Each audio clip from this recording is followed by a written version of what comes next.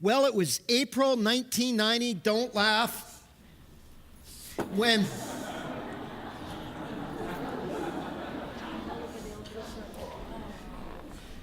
do you see what 26 years here has done to me? Wow. That's Eric. That's our little boy, Eric. And it was April of 1990 when a wet behind the ears brand new pastor left paramedicing to become a pastor at Sandwich Baptist Church. I became the youth pastor. Bob Holmes was the senior pastor. And if you know the story, I don't have time to go into it this morning. We had several options in churches we could pick from, but we picked this church. We believe God was leading us to this church because this church had vision. In fact, 39 years ago this year, next year is our 40th anniversary, and we're going to celebrate church.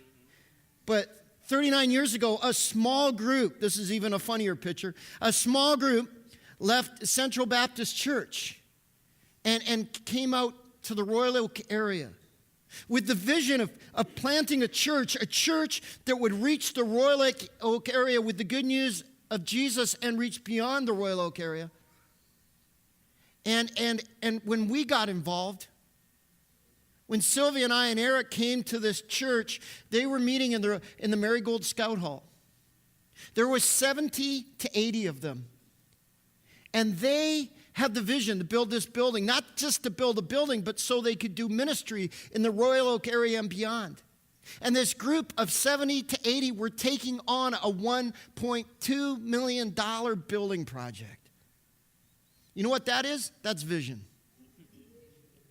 And in April of 1991, we moved into this building. And we began to grow. And we grew so much that we didn't have a second floor at the time. The kids' floor was full up. And the kids, people were going, what are you going to do? We need more room. And Jack Glubker was the senior pastor at that time. I was the associate pastor. And we said, why don't we get some Atco trailers and put them on the back? That was our vision. And there were two elderly ladies in our church who said, your vision's too small. We need to build the second floor so we can minister to children and raise them up to be Jesus followers. We said, we can't do that. We can't afford it. And they said, have faith. God will provide. And do you know, we built that second floor absolutely debt-free, totally with cash. Why? Vision. Not bricks and mortar, vision that as we built, we'd be able to minister to more children and raise them up in Jesus. And some of you are those children that have been ministered to here in this church. And the last 26 years have been an incredible journey. Some of it's been great. Some of it's been not so good. That's why I have gray hair. It wasn't my kids, it was you.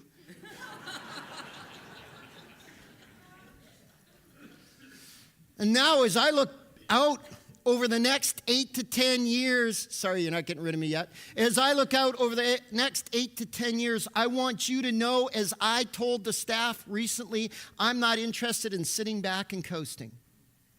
I'm here to build and lead a team that God can use to continue to build Sandwich Baptist Church into a Jesus-glorifying, 6'8" living church that is transforming lives, impacting cities, and expanding the kingdom.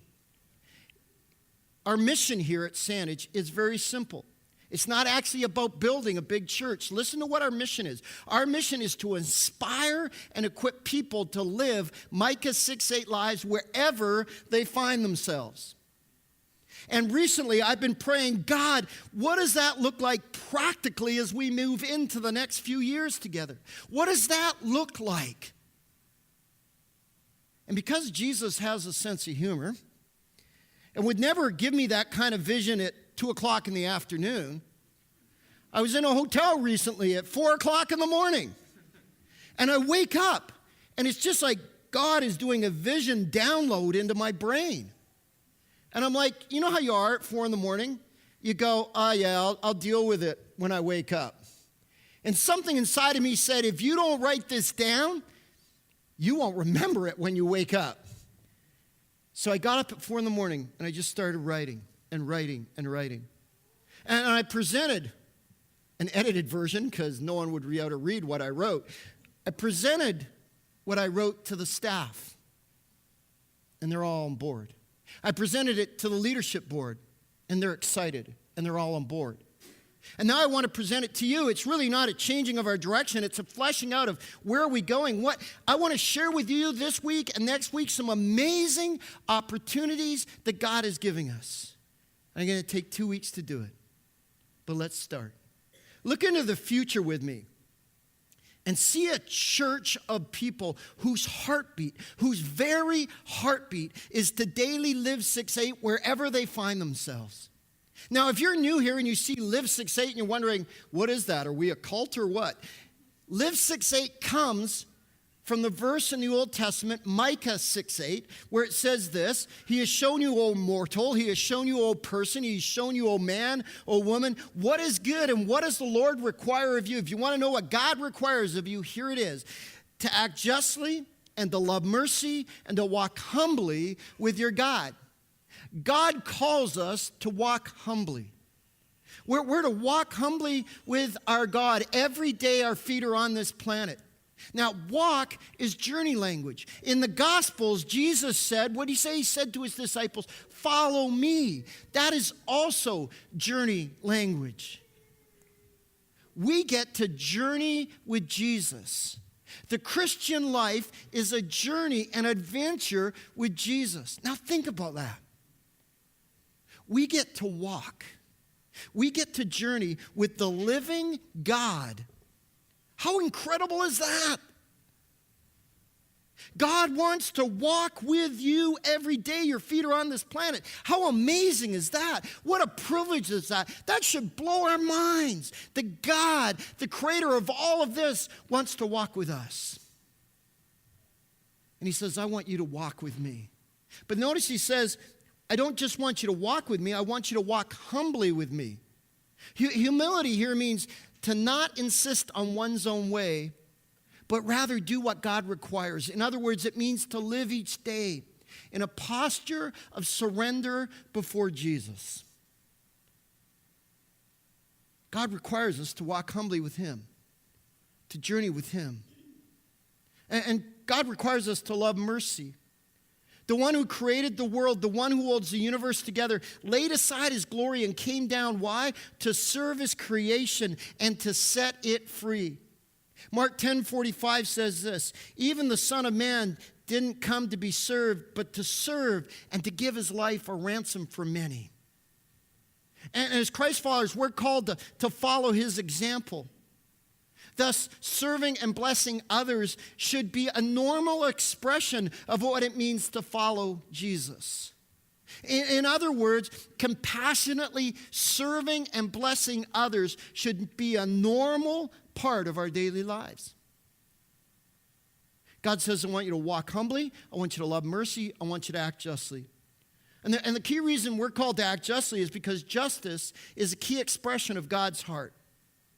God is passionate about how the poor and the oppressed and the marginalized are treated, and he calls us, his followers, to act justly towards the poor and the marginalized and the oppressed. Proverbs 31 says this, speak up for the people who have no voice, for the rights of all the down and outers. Speak out for justice. Stand up for the poor and the destitute. Folks, we are called by God to be agents of justice, people who care for and stand up for the poor and the oppressed. And I want to say to you, I am so proud of the way this church has responded to the Mamunga family. Thank you. Thank you for how you've allowed God to lead in your life. Some of you, like Harv and Kathleen and Amy, have put in hours after hours, and the support team, there's too many of you to name, but the support team that's come alongside with them, folks, you have served so well. And that's what we're supposed to be about. We are to be people who act justly towards the poor and the oppressed. So look into the future with me. And picture 1,500 people attending Saanich Baptist Church. 1,500 people whose heartbeat is to daily live 6-8. Imagine the impact that would have on our schools, on our workplaces, on our neighborhoods, on our businesses, on the government. Imagine the impact that would have on the poor. Imagine the impact that would have on your marriage and your family. A little tangent this morning, but I'm going there anyway. I sometimes think we spend way too much time worrying about how to communicate better in marriage, how to solve conflict better in marriage, how to do this in marriage, how to do that, read another book on marriage, go to another marriage course. You know what I think is the best thing to do for your marriage? Put Jesus at the center of your life and live 6-8 in your marriage. Walk humbly with Jesus in your marriage. Compassionately serve and bless your spouse. Act justly in your marriage. I think we spend far too much time on the periphery when really the core is the reason our marriages are messed up is because we're messed up spiritually. And if we put Jesus in the right place, if we do what Jesus requires us to do, things start to change. Imagine the impact of a church where people are living 6-8 in their families and their marriages. Imagine what would happen. Imagine the witness we would be. Imagine how we'd shine brightly for Jesus. Look into the future with me and picture 1,500 people whose heartbeat, whose literal heartbeat is to live 6-8. Look into the future and see a church that welcomes and loves people as they are, whoever they are, embracing them in the love of Jesus. We all know in the Gospels, Jesus had a posture of welcome for everyone, especially those who were normally excluded. He hung out with the prostitutes and the tax collectors. He touched the unclean lepers. He drank with the outcasts. And here at SBC, we want to follow his example, and we want to accept and love people where they are. In fact, we want to say to the business person and the student and the prostitute and the professional person and the working poor and the athlete and the family with 2.3 kids and the immigrant, the single parent, the drug addict, the refugee, the single person, the government worker, the financially destitute, those that support the NDP, those that support the liberals. We want to say to gay and straight and trans and everything in between, you are welcome here. Picture a well-dressed businesswoman walking into our church, and you walk up to her and you shake her hands and you look her in the eye, and your look says, you're welcome here. Now imagine you turn around and in the door walks an HIV-infected, sickly-looking drug addict, and you look at them and you shake their hand and you look him in the eye, and your look says to that person, welcome home. That's the church I dream of being a part of. What about you? Look into the future and see a church where people gather in groups all over the city. Groups that allow people to experience connection and care and community. Groups that learn together, pray together, live 6-8 together. Here's the deal. At Saanich, we want to get you connected at the level you want to be connected at. If you're happy just coming on Sundays, we're happy. If you want to get more connected, we want to get you more connected. And the primary way to get connected here at Saanich is through serving and through groups. And we have 3 different styles of groups. We have community groups that get together and enjoy each other's company and do life together and study the Bible together and pray together. We have connecting groups who are affinity groups who do activities together like hiking. We have serving groups whose primary reason to get it together is to go serve together. And if you want to be part of a group and find out more, Tammy Scully at saanichbaptist.org. That's who you want to contact. And we want to get you connected. Now, here's the deal. Here's the deal. It's a two-way street. You have to take a step towards us. And if you want to get in a group, can I say this? Be a little flexible. You know, some people are like, it's got to be 9:30 Monday morning. It's got to be with people between 50 and 52 years old. You know, and on it goes. We're not here to supply all your consumeristic needs. We're here to meet your needs, and we're here to help you get in a group and be connected with other people. But this isn't like, here's 15 channels, pick one. Okay, you got to work with us. All right? So I just want to say that because it can drive us nuts.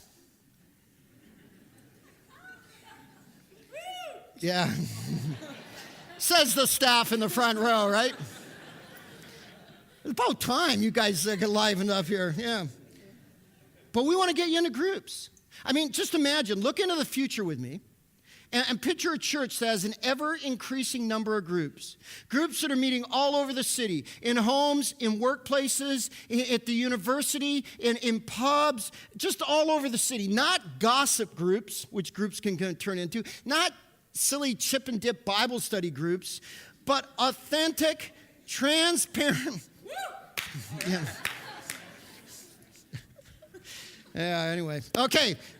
But authentic, transparent, life-connecting groups where people are doing life together, they're celebrating together, they're caring together, they're praying together, they're learning together, they're doing 6-8 together. You see, here's the deal. One of the things, we get you into groups, they're your primary caregivers in our church. What I hear sometimes from people in the church is the church doesn't care because the pastor hasn't come, or because a staff member hasn't come. And I say to those people, are you in a group? Yes. Is your group caring for you? Yes. Then the church is caring for you, because I'm not the church. You're the church, and I'm part of it.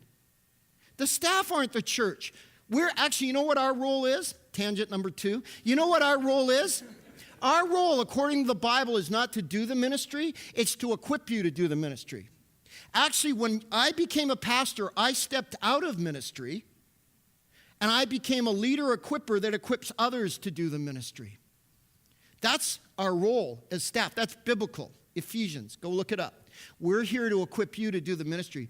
The church is not primarily an organization. The church is us. It's people. It's not this wall. It's us. And so we need to care for one another together.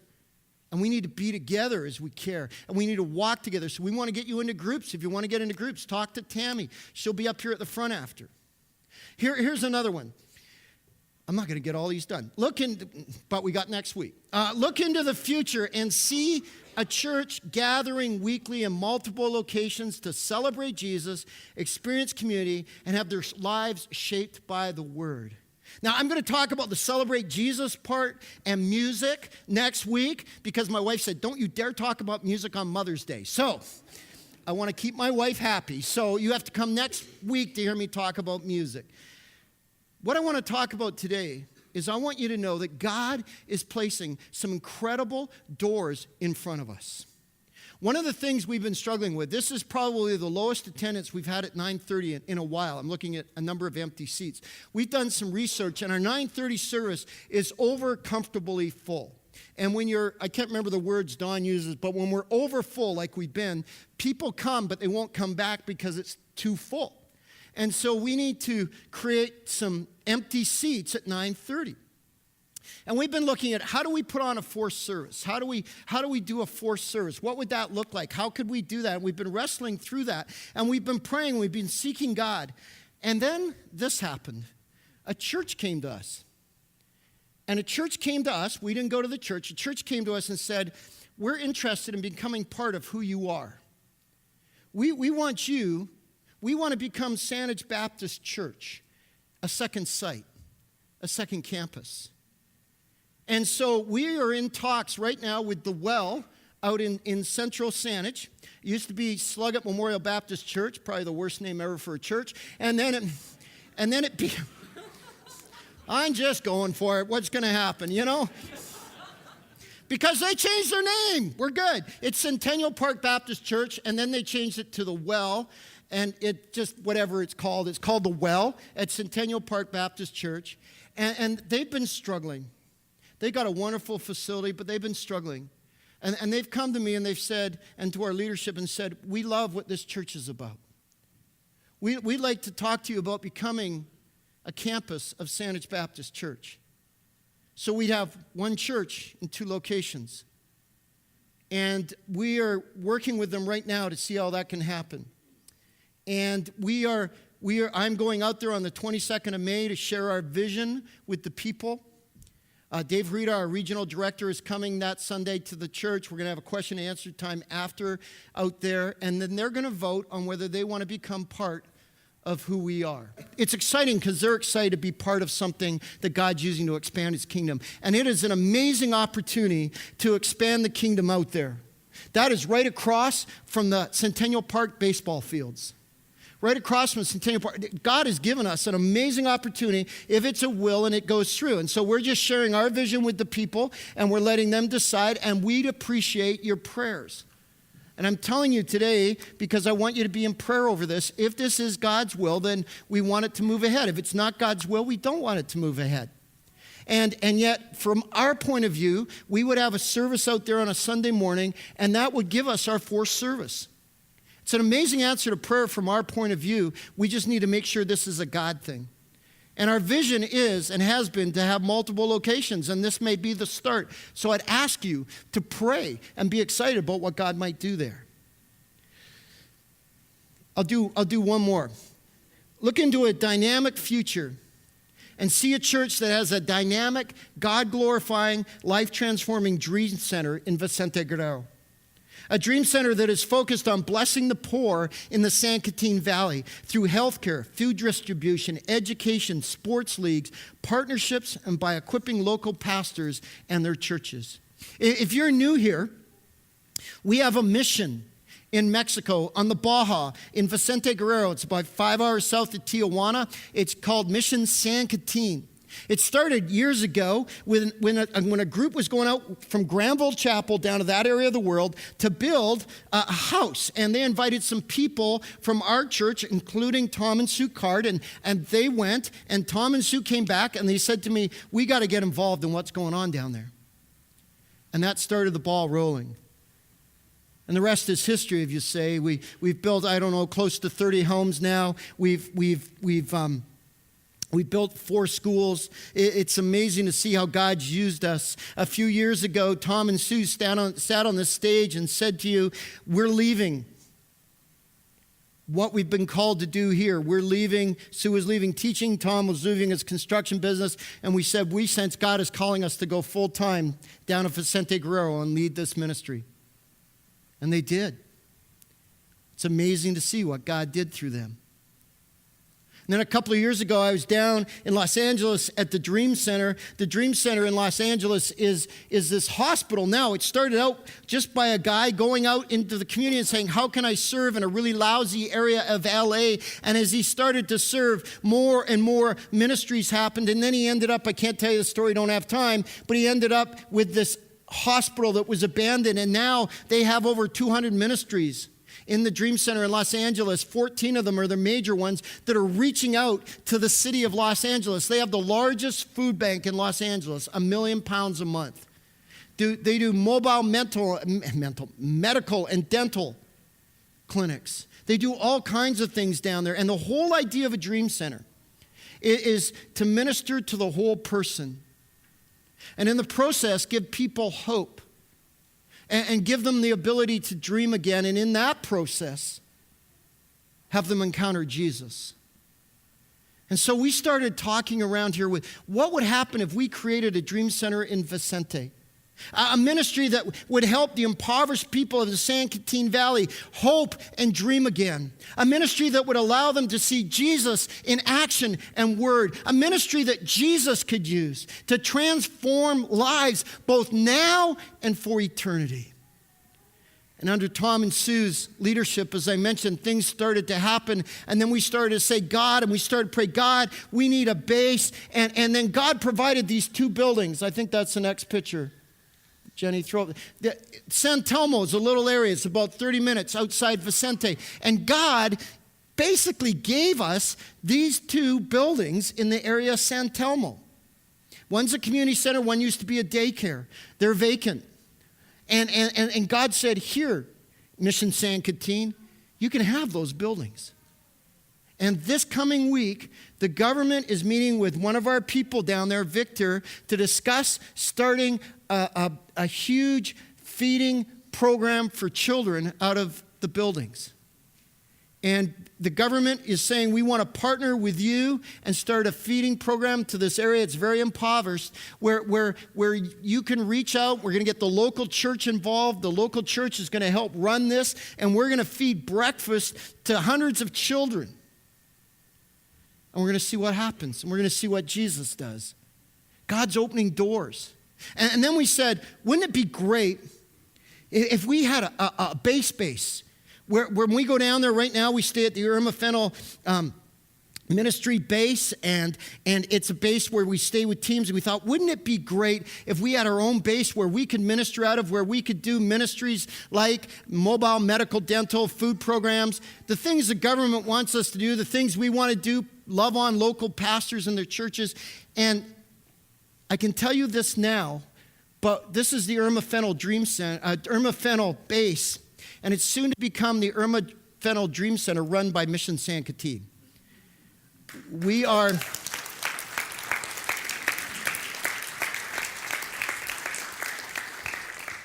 entered into agreement with the Irma Fennel Foundation that in June we will be taking over the base and running the base as the Irma Fennel Dream Center. And we're very excited about that. That's going to open up a whole bunch of doors for us.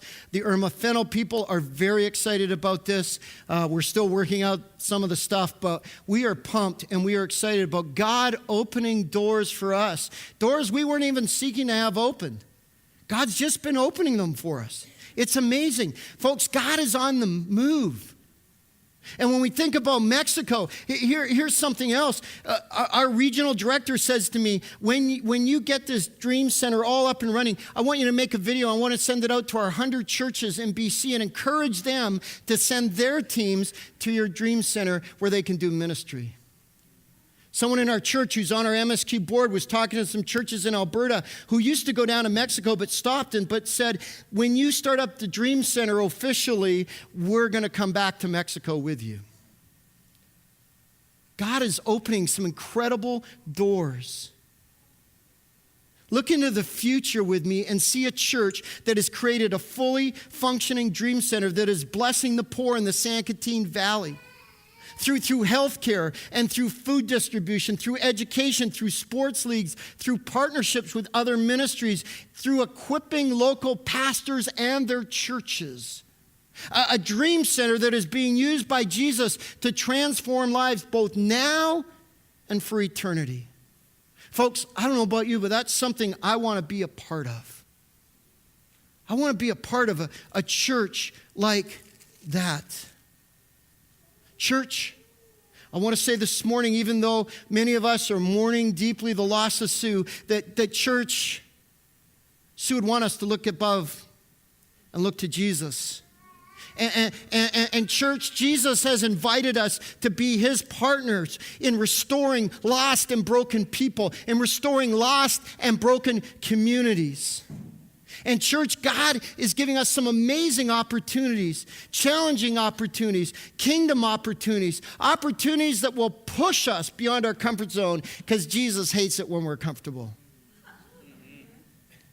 Church, we're on an amazing journey with Jesus, a journey that will see people going all in to 6-8 living.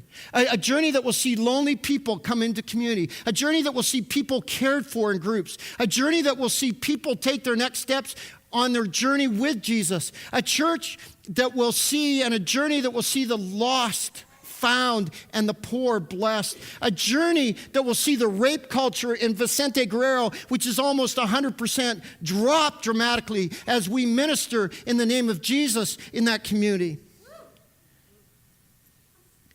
Many people will start finding Jesus as we continue to journey with him, as we walk through these doors. And I'm going to talk more next week about some of the other opportunities and challenges before us. But listen, the journey of following Jesus is an exciting one. Let's be on the journey together. Jesus is taking us into a future individually and collectively. Let's go into that future. I'm excited to see what Jesus is going to do. I'm excited to see what Jesus is going to do as you and I have as our heartbeat 6-8 living. I'm excited to see what Jesus is going to do as people get into groups and find doing life together one of the most fulfilling things around. I'm excited to see what's going to happen when people that we don't even like come through those doors and we embrace them and say, you are welcome here. I'm going to be excited to see what Jesus is going to do with the well and that whole opportunity. Pray. I'm excited to see what Jesus is going to do in Vicente Guerrero. I'm excited to see what he's going to do in Sem Talmo this next week with the feeding program. We get to start feeding children who need breakfast. They go to, their breakfast is a Coca-Cola and white bread. And we're going to give them something different in the name of Jesus. That's Matthew 25 right there.